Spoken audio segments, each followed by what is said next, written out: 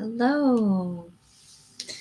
So I wanted to jump on to share I just had a session and coming out of a therapy session and was really triggering. I haven't started ketamine assisted psychotherapy yet. It was going to happen Friday, but it's going to happen a week from this Friday. I came out of my session knowing and so excited to be in an IFS session and excited, well, glad because that session really sparked a lot of pain or worry. A part of me was really worried and wanted to fix, give advice, help my client. And I know that that just doing IFS with them is they can help them regulate their own system. And that's what I believe now. And giving them advice and telling people what to do just generally doesn't work in the long run anyway. So I left the session and got into my own session and shared it and just started bawling. And so many different a part came out that has been just grieving all of my clients throughout the years and never really got a chance to do a lot of grieving. As a clinician, I want to help people. And when I see somebody who their life could be in danger because of the decisions they're making, because domestic violence, I can connect that right now to Donald Trump. He's the abuser, a manipulator, master manipulator. And then I see that in my client and going back to somebody, and this next time could be the last time. And part of me feels responsible to protect her, but I can't make her go with or not go with. I can only try to connect with and help her connect with her parts. So anyway, so I'm in my own session connecting with this part that is just like starting to cry, and then thinking about all the individuals who've told me about the sexual abuse that they've been under, and then seeing spaces where people have been sold and abused, and I need this release and this heaviness, and suddenly I'm just bawling and just going over every really deeply traumatizing for me to witness, right? Vicarious trauma, to see, to hear details, to know that people are in this neighborhood or city that have abused and harmed them, and being able to share and grieve that I wanted to go out and harm. Like years ago when I had to do this so much, I wanted to go out. I had a thought, like, well, I'll do this. I want to stop this suffering, these people. But then I'm also working with pedophiles. And so all of this just coming out in this session finally had some space to grieve and to hurt. And I owe it to me doing the work, and being in this space with this client, and then going and doing my own work. And so that, and then it goes into like this complete body discomfort and needing to shake, jump, to start feeling somewhat comfortable in my body. But my journey, right? That's a part of my journey, the work I do.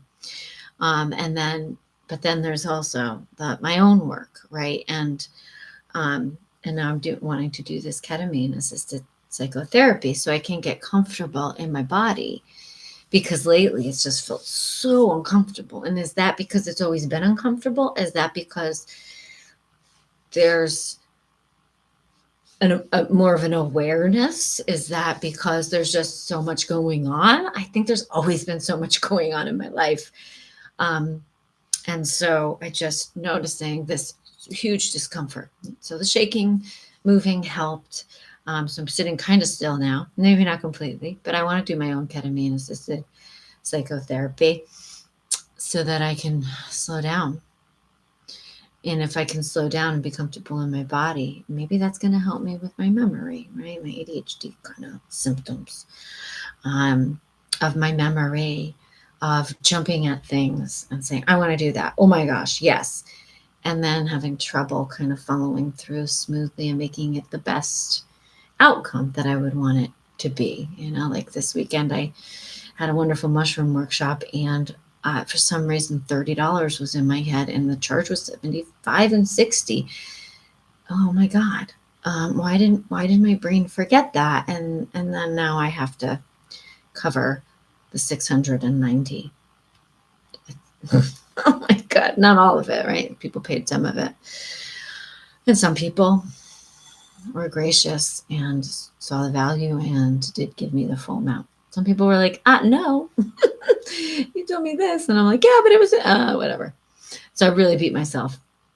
Part of me really beat myself up for that. So I'm hoping being more embodied will help me to do things the way I want to do them, not just at an impulse. And my body says yes, but then it doesn't have enough time to do it in a thoughtful way. I get exhausted. I do so much, but I also want time to just be, even though I'm really uncomfortable in just being.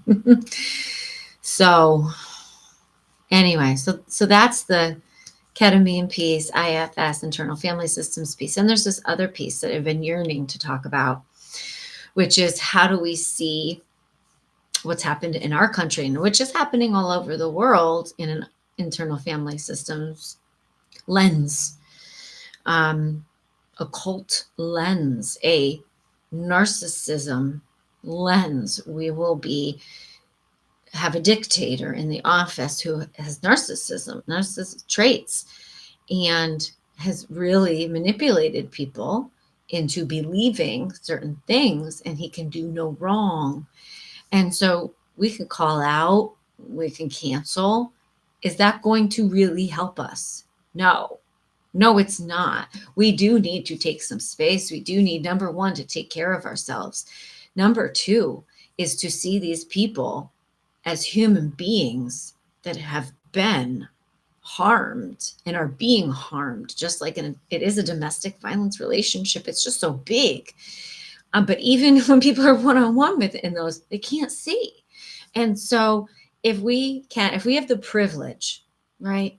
We got to create our own privilege. If we have the privilege, and some of us can't, right? The color of our skin, the way we look, and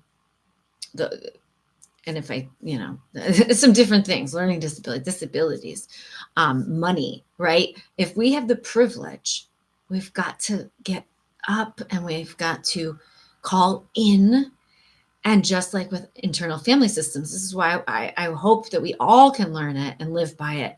So like a cult, a healthy one though. But we're asking permission. We're getting consent to inquire with some of their parts from self energy, curiosity, not judgment, not our parts that aren't going to be self energy, curious, creative. If we can show up and ask permission and hear what's going on with individuals, then maybe, right? It might take years. It may never happen. They might die. We might all die. But we got to call people in. And once they see that we're caring about them, then maybe they'll be open to hearing, getting some clarity, seeing the abuse that's happening to them. And maybe that's going to be healthiest for us as individuals, instead of canceling, instead of judging, instead of harming, right? Yes, we have to protect ourselves. Yes, we have to fight for equality, fight for jobs, fight for our environment. But we have to listen first. We have to know, is this our parts? Is this us? Are we blended? How do we unblend? So there's just so much. And I just wanted to share that that piece. Here's me. Here's, yeah. Anyway, thanks for watching. I'm Kristen. I am a licensed clinical social worker, a lover of humans and life on our beautiful planet and families, and going on this journey. And I'll keep updating. Thanks.